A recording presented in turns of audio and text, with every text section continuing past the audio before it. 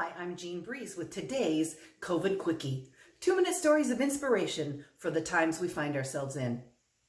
Today's story takes place in the 17th century when a king decides to put a large boulder right in the middle of the roadway.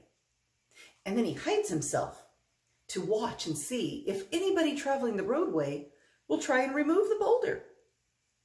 He sees many of his finest merchants traveling the road, and none remove the boulder.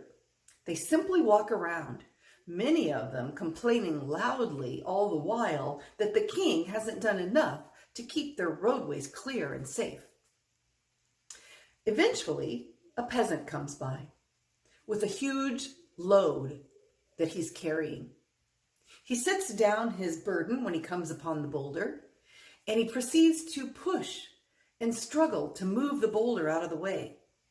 And eventually, he gets the boulder off the road. As he's coming back to retrieve his burden, he sees on the road where the boulder was a sack and a note from the king. Inside the sack are many gold coins and a note from the king explaining that the gold coins are for whoever moved the boulder out of the way.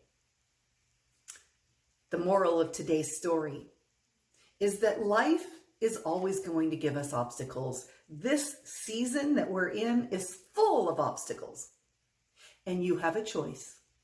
You can be like the many wealthy merchants who chose to just walk on by the obstacle and do nothing to remove it, complaining that the king hadn't done enough to remove it.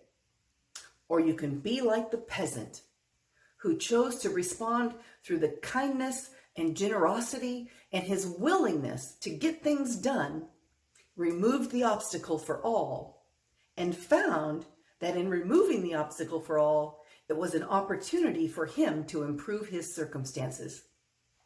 I'm Jean Briese. This has been today's COVID Quickie. I'll see you tomorrow.